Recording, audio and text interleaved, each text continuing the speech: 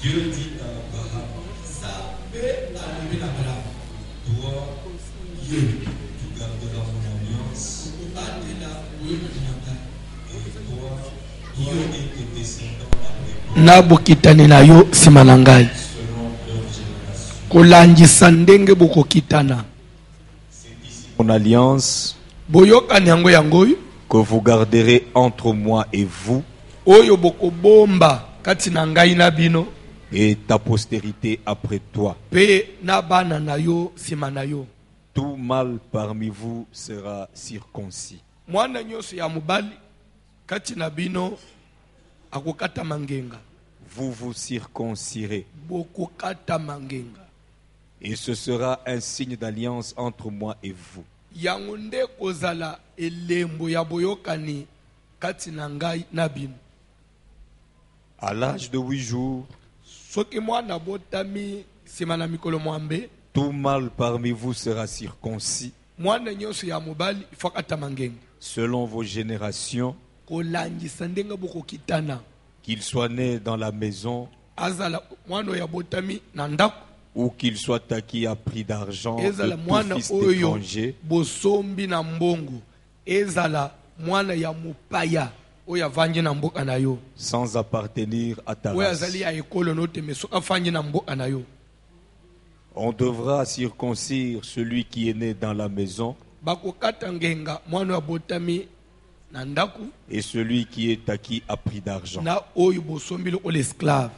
Et mon alliance sera dans votre chair une alliance perpétuelle. Pe boyokani na ngai ekozala na kati na nzoto na bino, boyokani ya libela.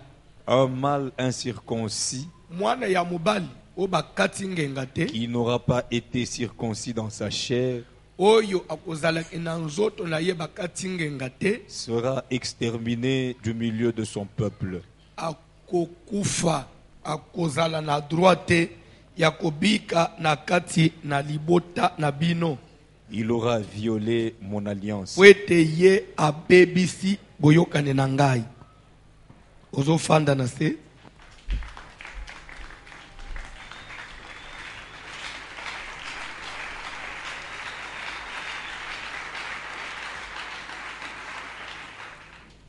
Amen. Kolo pambula liloba na ye. Papa John zongo zotangela biso lisusu.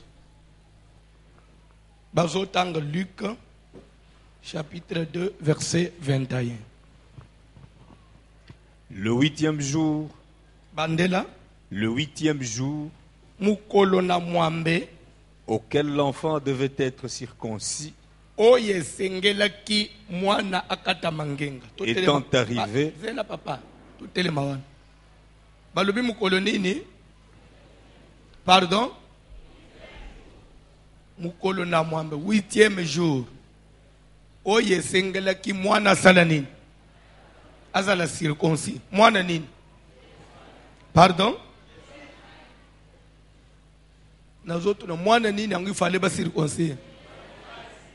Tanga Bible. le 8e jour Mukolo na mwambe auquel l'enfant devait être circoncis, mukolo yo mwana sengelaki kokata mangenga. étant arrivé, Lero mukolo yango eyaki on lui donna le nom de Jésus, nde bapesi mwana kombo ya Jésus. nom qu'avait indiqué l'ange avant qu'il fût conçu dans le sein de sa mère. Kombo oyo ange apesaki yambo mwana wana azala na libumu mama na ye. Tokei Et quand les jours de leur purification furent accomplis, sima na ko circoncire lere mikolo na bango kumibulise koki selon la loi de Moïse, kolangisa mubeko na Mose, Joseph et Marie le portèrent à Jérusalem Joseph na Marie bamemi mwana na Jerusalem pour le présenter au Seigneur, pona kuprezante ye na nkolo, suivant ce qui est écrit dans la loi du Seigneur. kolangisa oye komami na mubeko na nkolo. Tosukele wana kola pambula liloba na ye na kosenga siko ofanda bien opesanga matoi je vais vous prendre quelques minutes, mais vous allez dessus. Parce que vous avez quelque chose. Thème nabiso ezali, les alliances cachées de nos familles, destruction des alliances cachées de nos familles. Amen. Famille ezanine. Nous avons besoin de comprendre que ndenge tofandi awa oyena mukili na ndenge mususu te. Eza na batu mibale oyo bakolo bake bango bazalaki na ba famille te. Eza Adam na Eve. Bazalaki na famille te. Nebite so oyebiam. Papa zate, mama zate, nokwa zate, cousin zate, bango nzamba keli bango. Utemela putulu, asali Adam, ayepe ko tire Eve na Adam, nde babandi ko exister. Pe nzamba se limite wana. Nzambe so aye ko che principe ke mutu nyonso oya koya na mukili yefo auta na papa moko mama moko. Bande kumibale oyo basangani nde baboti mwana. Alors papa na mama ba parents mibale wana ndo babengi famille ya mwana oya botami. Amen. Soke batuni mwana wana famille no eza famille nini? Akola isa papa wana, akola isa mama wana. Ata zemi uti ya kindumba ke bobalani te ya ko sentende nge bobenga analingana. C'est pourquoi soko yebite na constitution ya mboka na biso na wetel code de la famille, on dit ceci: l'enfant a droit, tout enfant il a droit. Il y a un papa et une maman.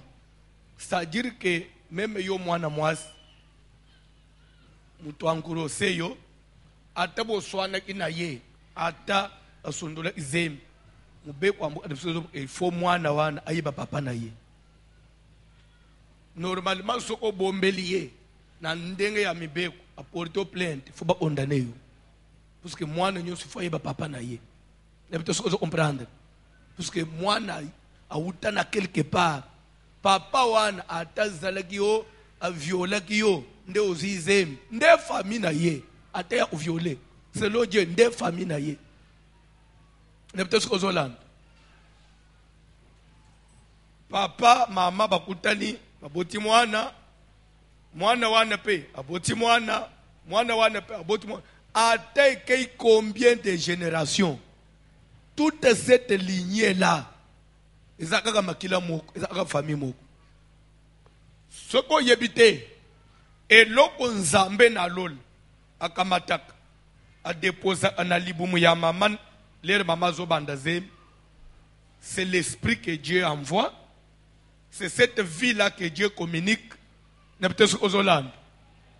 Et le sexe aussi, c'est Dieu qui détermine. Moi, je suis maman, je suis déterminé. Azala ya mobali to azala ya mwasi. Nebito so yebaka. Sexe ya mwana e utaka na nzambe. C'est pourquoi soko moni mutu azotomboka. Mwasi na bali. Azobotaka bana mibali. Swata azobotaka bana basi. Eza kozanga koyeba. Mwasi azana pouvoir ya olobateka na bota ya basi. O na bota ya mibali. Na biologie bakosa biso que lorsqu'il y a chromosome ya koto na ya koto yo soki X zo croiser soki Y nde soki X soki nde déterminer sexe lukuta sexe za X na Y te. Bible zoloba l'air Nzambe akoti na ndaku ya Abraham nanu na Genèse na ebandeli azolia fufu azotu na Abraham wapi Sarai mwasi na yo abiye wana libanda benga ye yebise ya ne prochaine na dato akobota mwana ya mobali X na X déjà c'est croisé na X na Y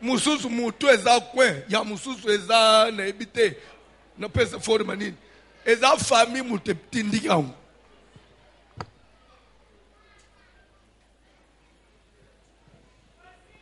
Alléluia. On ndenge nini na boti banda ka mikuse boy nde weze ina kati na yo.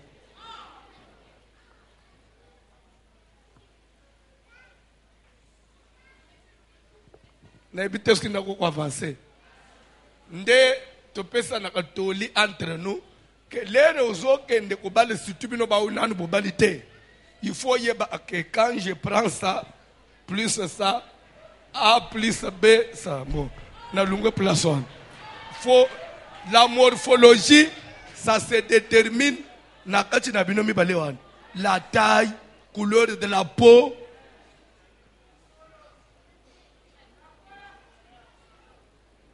Okoki ko bala na te noir plus noir obimisa meti jamais. Wana sko likambu na nzambe za lisusu te. Okogende ko bala yo noir obali mundele obimisa noir 100% jamais. Mundele bali noir akobote mundele te akobote meti. Ezona iseke ya yimixa. Ça dit que wana za sulikambu na nzambe te c'est déjà établi comme ça. Alors c'est pour vous dire que ndengo zawana ezana makambo ko lo bateke je m'en fous ngai famille bakosala ngai eloko te bakosala yo eloko parce que forme ya zolo wana eza ya bango bakosala yo eloko mon frère n'habite sur comprendre famille ce que moni tozo te tozo simba mingi makambo ya famille ozo mono comme si on s'attaque à la famille. On est contre la famille. La famille, c'est la plaque tournante de toute vie. On m'a dit que tout ce qu'on fait tourne autour de la famille. Alléluia. Alléluia. Famille et joie influence mon nene la vie à mout. Que ça soit sur le plan spirituel, que ça soit sur le plan physique, même sur le plan morphologique, même sur le plan caractère, sur le plan comportement, la famille joue un très grand rôle. Saoul Nzamba bandi ko rejeté ye, Nzamba tindelié un esprit mauvais. Démon moko et bande ko tourmenté ye. Ba tunaye ba fangi balobino, il faut trouver quelqu'un qui peut commencer à jouer na guitare. Comme ça, des mois qui là, au roi place. Nde baké ko mutumoko yena service ya renseignement balubino, nous connaissons un petit, il s'appelle David, en tout cas ce petit là, il joue très bien. D'ailleurs bazuana David yazo otana lupango, ilo kwa liboso.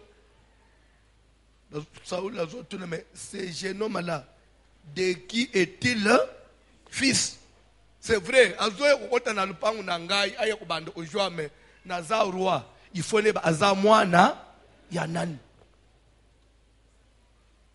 pourquoi so linga ye baza mwana ya nani quand on dit de qui est-il fils il veut connaître les parents quand on connaît déjà les parents on connaît la famille nde moko na makambo ebele tozo sala ba erreur lelo je vais vous dire une chose. Si nous voulons une église stable, une église durable, il faut même que nani tozo responsabilité serviteur, tozo responsabiliser comme serviteur. À part l'église, si vous voulez que ton mariage soit stable, il faut yeba ozo balanani. À part moi si comme on a moto. Il est de quelle famille? Moubalou azaya famille. Moi sois famille. Et surtout, n'accorde pas quelque chose. N'accorde pas quelque chose. Cela n'engage que moi. Mais c'est une révélation que je vous donne. Tozo elo kwa na négligence. Mais na zolinga lelo yebang surtout biso mibali. Bible zolo baboy. Na ebandeli ya mukili. Le nzamba seli Adam. Aye ubimisa Eve. Le rezo pambula bango na suka Zambazo Sala, moi poème, c'est ainsi l'homme, c'est ainsi l'homme qui, l'homme quittera son père et sa mère, s'attachera à sa femme et les deux deviendront une seule. S'il vous plaît, qui a dit ça?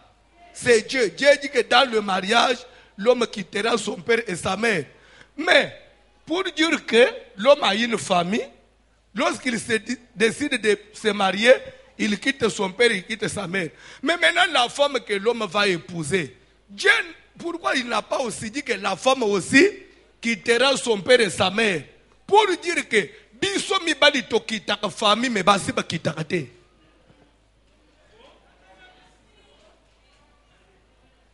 Biso mi bali to quittera ba famille facilement, mais basi ba quittera te. C'est pourquoi soko bali moisi, oyo yebi famille bien te. Famille est une influence à ma casse de la vie à moisi. Parce que basi ba quittera te.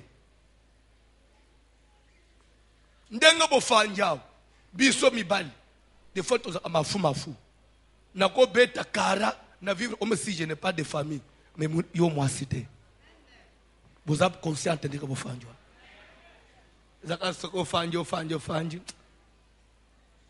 uko pesa nga moi crédit na benga mama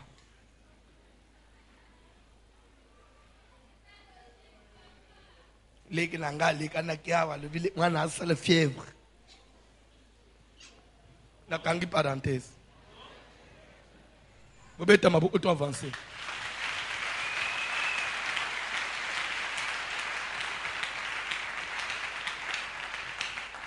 C'est pourquoi, ce que vous avez la moise, famille est dans kindoki, au misambusi na yo. Ce que vous avez la moise, famille est dans un caractère à bien te, au misambusi na yo.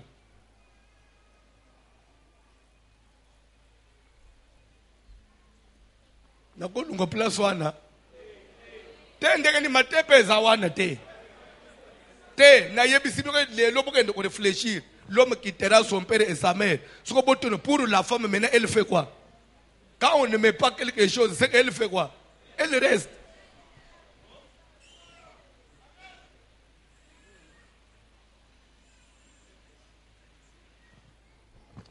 à suivre prochainement. Nous lisons la Bible, nous méditons la Bible. Fonzamba fungula abisu. Kokende kubaki samuna lo yengete o l'homme quittera son père et sa mère, la femme quittera aussi. Au Kosi, il n'y a pas de verset qui a parlé de la femme. Vous Bible n'ajoutez pas. C'est pourquoi même si le plan spirituel, chaque famille à moi, c'est le balande, il va combattre, c'est très efficace. Mais tu as beaucoup avancé.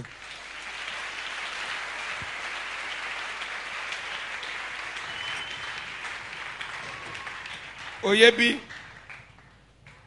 ce qui tout dépendait de moi, na Congo.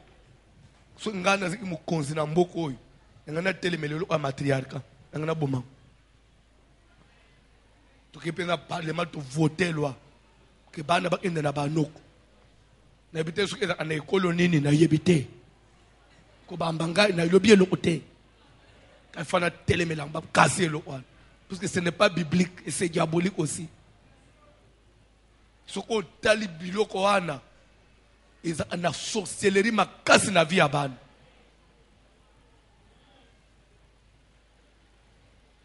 to la pambola mutu moko toujours avancer destruction des alliances cachées de nos familles. Nos familles. Je crois que famille déjà au comprendre. Ezali bipa yo bimela. Ezali c'est l'île de base de toute vie. Nde place ça que lelo tozala na yo. C'est parce qu'il y a eu un papa quelque part. C'est parce qu'il y a eu une maman et ce papa là, il a aussi ses origines. Cette femme là, elle a aussi ses origines. Bangomi bale baye bakutan l'air bazo bota yo tikala ko beke ba origine na bangwan sur le plan spirituel sur le plan même expliquer même na biologique même sur le plan physique et ça une influence c'est pourquoi ce que boye bité même na mboka na biso, même na mboka na biso na kolimbisa nga we za mateya ezo toucher moyo bolo bezate, même na mboka na biso soko zaka mutu moko yo yebi bien, c'est facile même ya otalika mutu mususu morphologie na ye olebi mutu aza muswahili muso otalika bolo o muluba otalika bolo o aza mutu abandundu, même si le plan morphologique est fundaka soko mutu atali bien.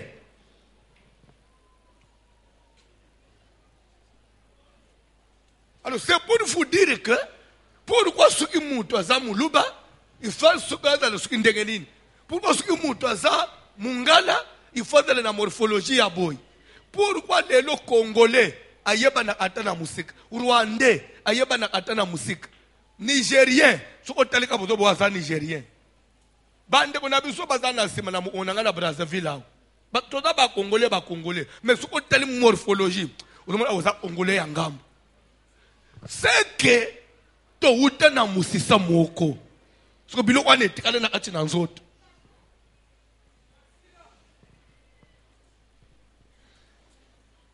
ato lobi wanga na osele nini osomone ke morphologie wana ya soko za musonge ezola isakaka.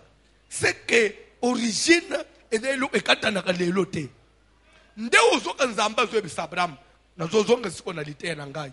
J'établirai mon alliance entre toi et moi et tes descendants après toi selon leur génération. Pour nous dire que le compte de génération en génération, morphologie est koufakate, caractère est koufakate. Nde bande ko yoka même na mboka na biso. Alléluia. Alléluia. Ce qui to lingi to yeba banene bo répondre te ngana zo teka na zo ang soki na che na kang parenthèse ufungula ngute na mboka na biso to yebaka ekolo boy eza aba vantar oui ou non, ekolo boy basa aba hypocrite oui ou non, ekolo boy basa aba ndumba, ekolo boy basa aba to bitumba. C'est-à-dire que pourquoi basa répéter na likambu boy, c'est que biloko wana bazwa ngwa c'est dans le sang. Mais ce qui n'a pas été na makila, ozo me makivantari ya musisa na yo. Siko yusuki makambu moko basana pe na musisa wana. Wana okomema te. Po ye na kini, ou bien po ke Allemagne. Bana na ngana bote bango na Allemagne. Kasi pourquoi babi mi ba mindele te? Bazana Allemagne me babi mi bilongi abangala pona nini? Na Allemagne. Bibi sabangu bilongi ya te nano yo Hitler. Bibi sabangu bilongi ya Hitler. Mais bazo bi me bilongi abalu pa pona nini? Abi me bilongi ya Hitler.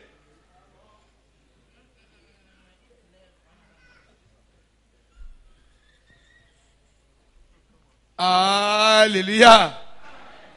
Alléluia. Et tamabo auto avancé.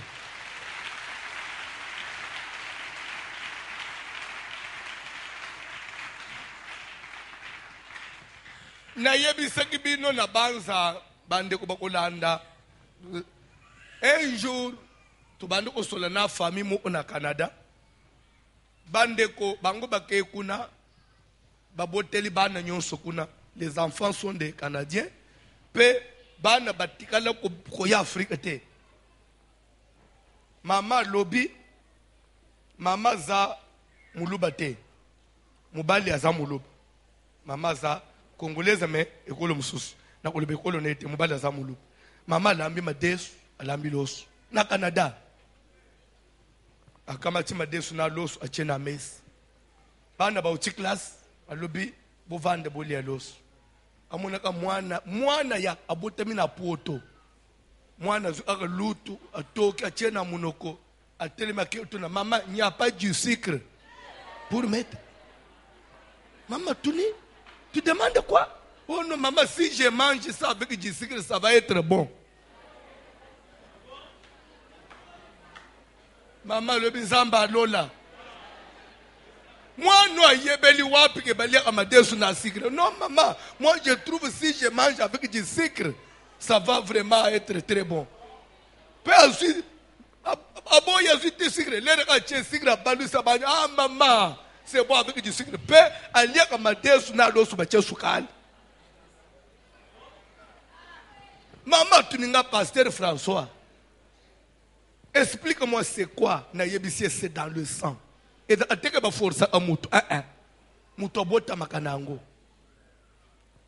ki mulube kebi manakana dana mwana bota mina poto madesu na loso bacha sukali na soni na poto sikoy. Donc ça veut dire que atikala komona ata mukolo mo otenanda kwana mutu lebo mais ye asali invention a inventé mais les réseaux tombés juste na barasina na ye.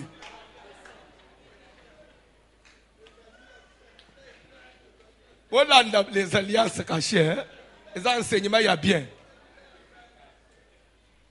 On a avancé.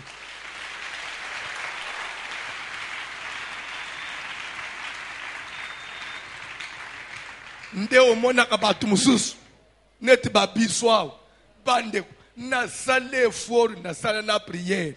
Na meka fumbo esimba na gute nazo anguna muno konjire biloko mususu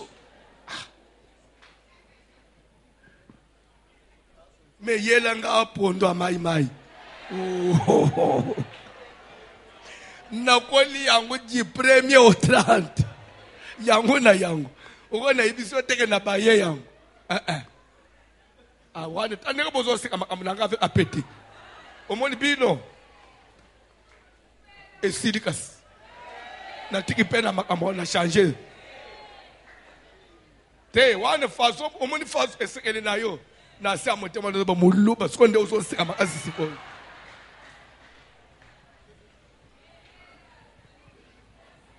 ezape njirete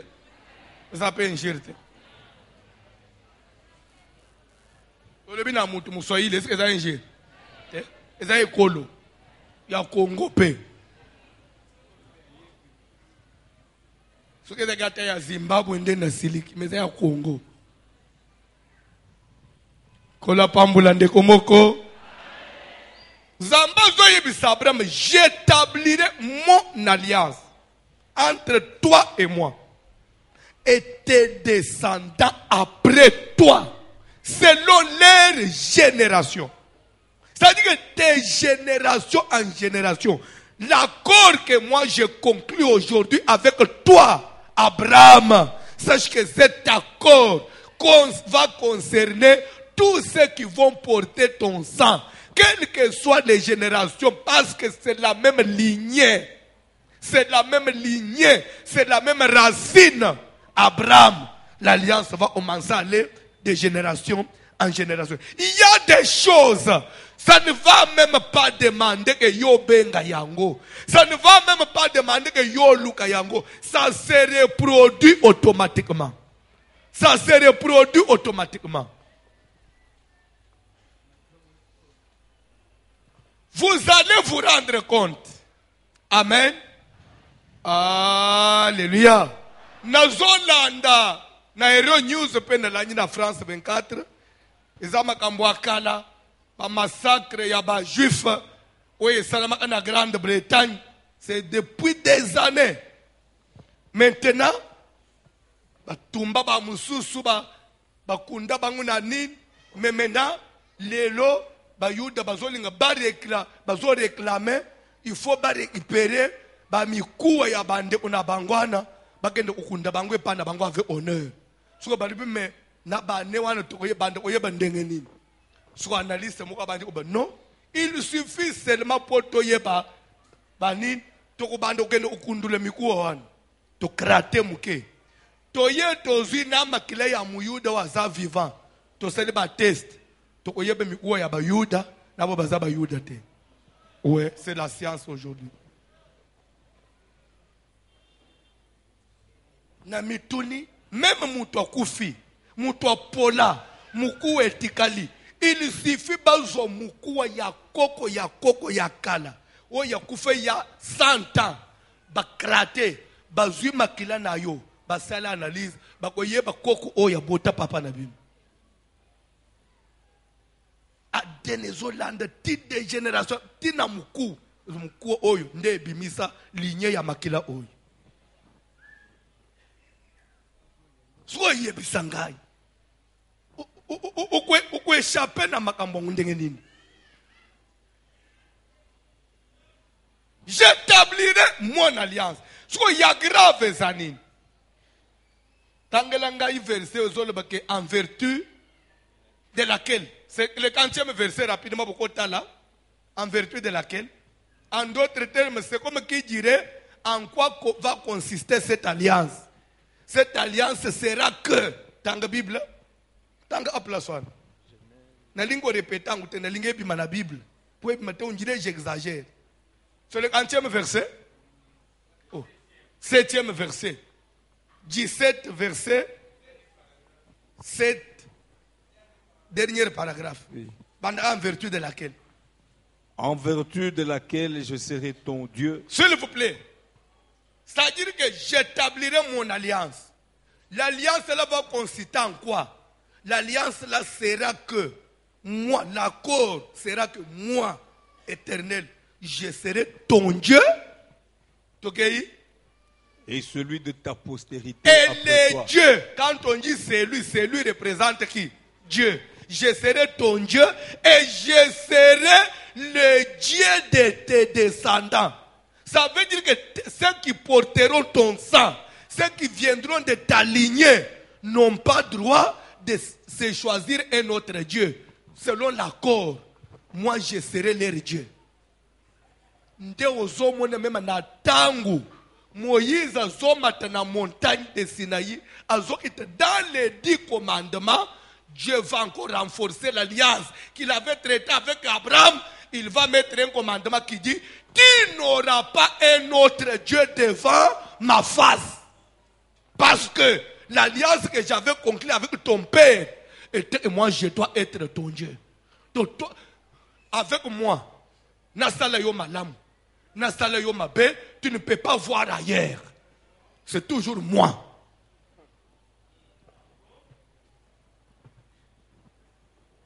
Lere bazote makambo ya alliance keba. Outi na famille nini. Soki batu ba comprendre makambo alliance, même vite menaka oyo, okome mangundengo mema vite. Ya okota n'importe qui, okota na n'importe quelle lisanga, okota n'importe quelle déclaration, okota na n'importe quel groupe, okokota na ndako mususu.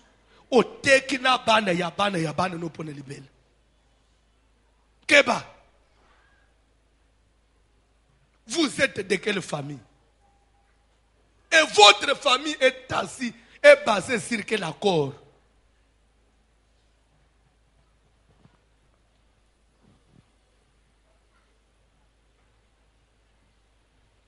Ceux qui vont y habiter, même les politiciens, pour aboutir à quelque chose, ils finissent par faire des accords, oui ou non?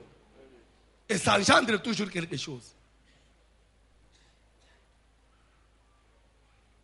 Mais les accords spirituels existent.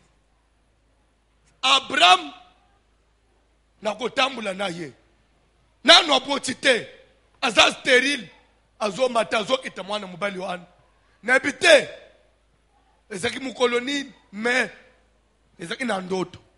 Abraham allait zolota, azomone quelqu'un devant lui. Mutana zobenge Abraham, ngai na zanzambe éternel, oya kelebilo onyos. Na zoluka yo, soko sepela. Tobanda o marché na yo, nazana nguya ya kopeso nyonso zoluka.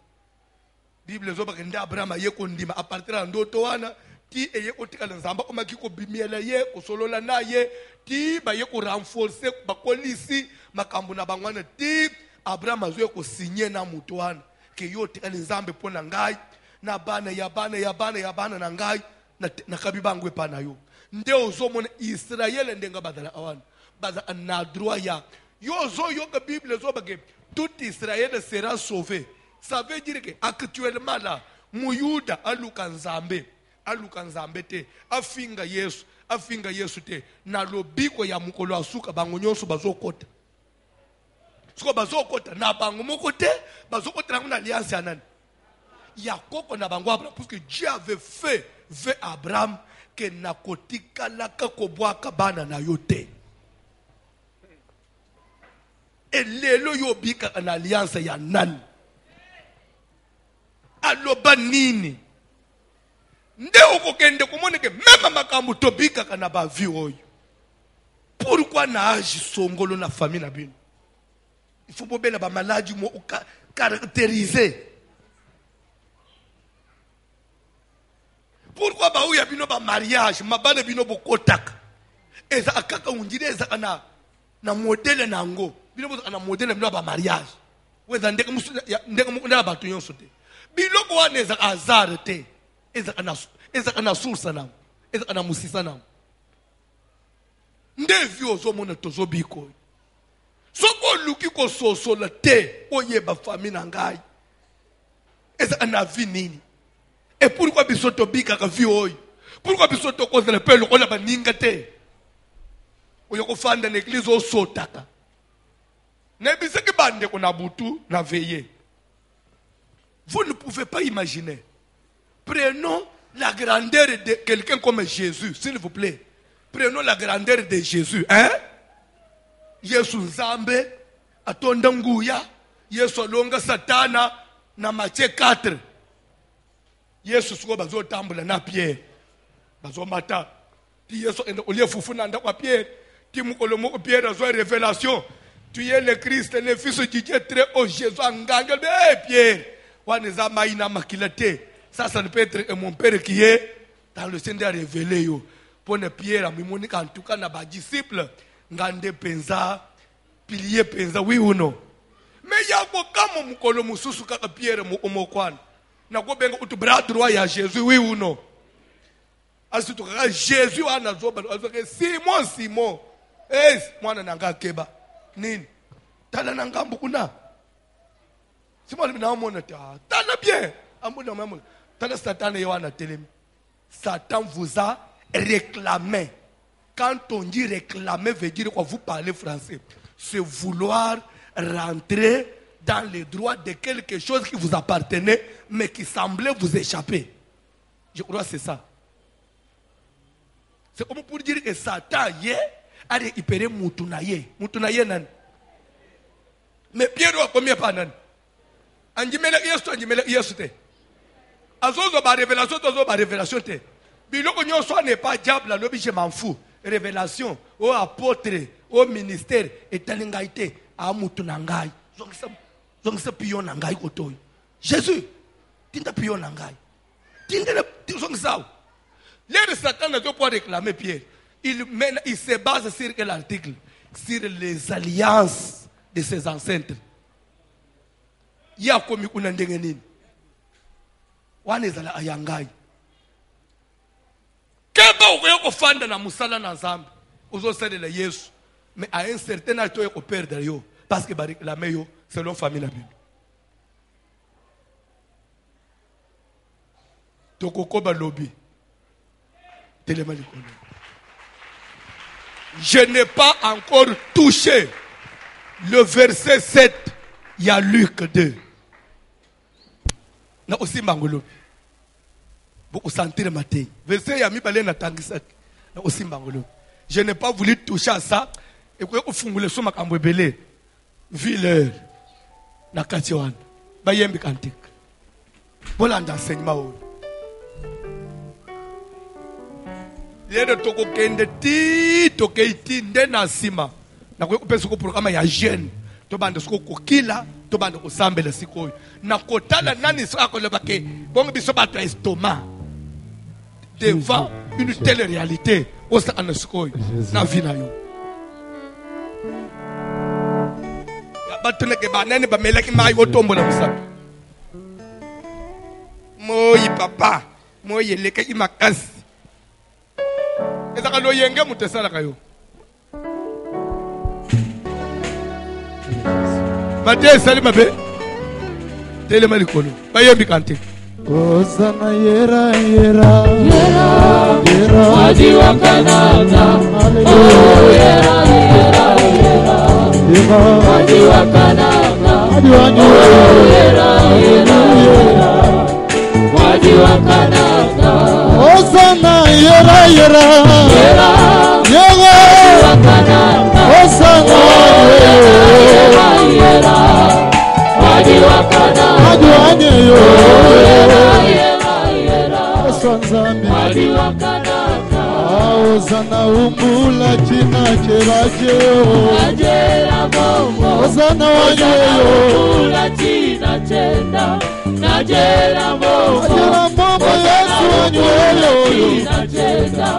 Najera bongo Osana watu la mwela wenda Akumwela Yesu nzambe Tula mwela wenda Akumwela wenda Atula mwela wenda Akumwela wenda Yesu nzambe Haleluya Akumwela Yesu wanyeyo tulibakwendela bwende kumwaka sinemalo kenda okomona mutu musako yebisa yoke siko ye pasteur na bino zote bino baliansa caché siko bambula nyonso bosala na le seigneur esila te siko nanu katana te délivrance ango siko katana mukoloni nazotuna yo bamvula nyonso Pierre asala na Yesu réclamation esilaka te po bayekosenga ye lisusu ou bien bazoyebisa yo ke bayeki koreklame Pierre aya isike pa na Yesu eza na Luc 22 eza déjà na suka ya mission ya Jésus Jésus omi okende na kosilisa musala azoyebisa Pierre ke bazoreklame yo na bane nyonso papa topase na yo makambo esila te Pierre Satan atelemi kaka okokota okomata na musala bokomi tina voici l'homme le diable peut te réclamer Satan a respect à mon tout temps. Non. Jésus a Pierre que face à cette réalité-là, j'ai fait quoi? J'ai prié. J'ai fait quoi? J'ai intercédé.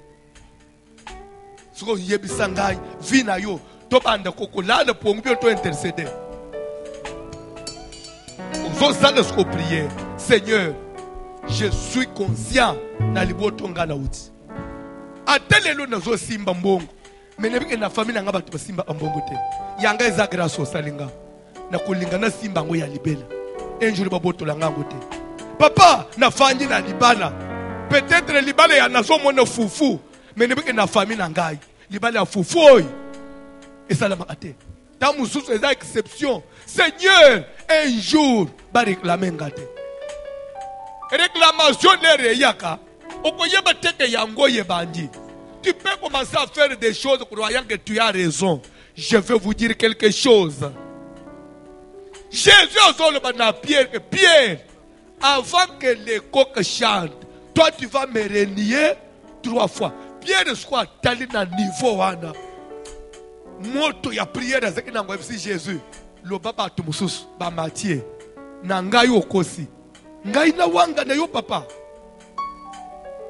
Medere telemele Pierre. Awanga ni mbala liboso. Awanga ni ambe. Era wanga ni kaka ya misatu. Ayo kokoliko. Na wanga ni abanjuko leli. Les réclamations telemele amutu. Tu croiras que tu as raison, que tu fais bien. Nous avons commis qu'on ait na kobunga yango setelem. Et bien ça amutu te ezanga ye réclamation de na bandité. Omuna kandenga to fanyi l'église a, o bandika mutu makasi. Ah balunga una, bazokanisa banga bazana. Ah zokande bazokende no pone osilisa yo. Lere ka ba ku écarter yo. Na eloko bande ko sele force na yo. So Satan va te frapper siko.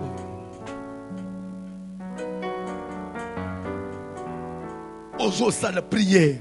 Seigneur, na ko kufa pona nini? Sima ya ozo connaissance nyonso.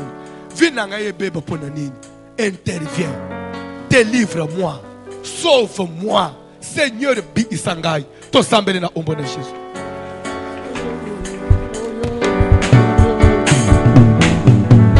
Emba Hosanna yera yera yera yera Hosanna yera yera yera yera wadiwakana Hosanna wanwe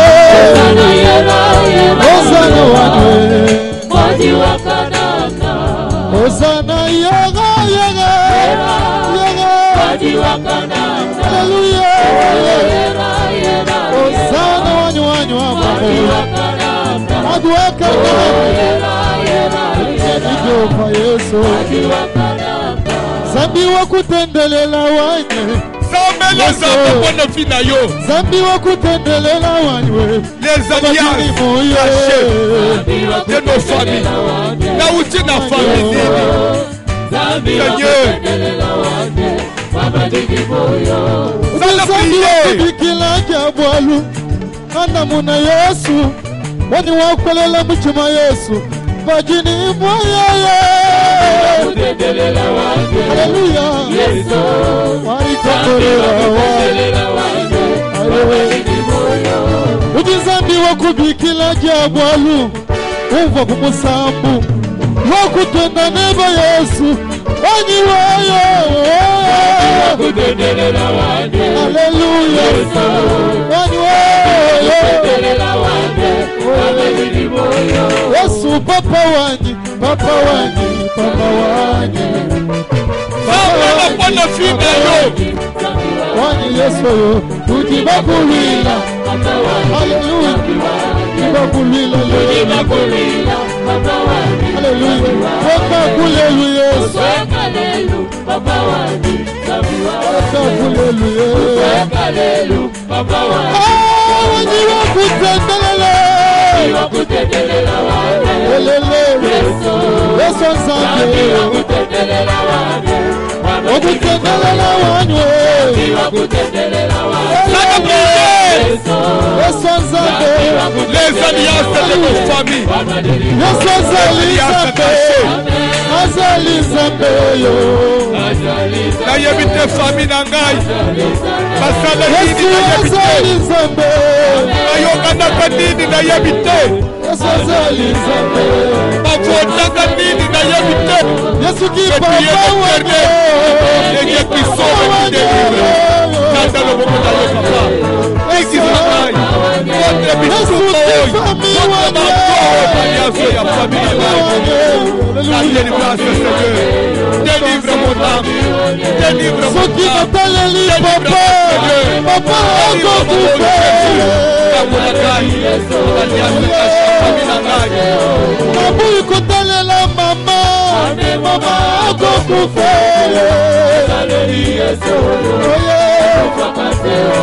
Yesu ki papa wanye Ki papa wanye Hallelujah Yesu ki fami wanye Yesu nzambe Yesu ki nataleli mama Mama akokufe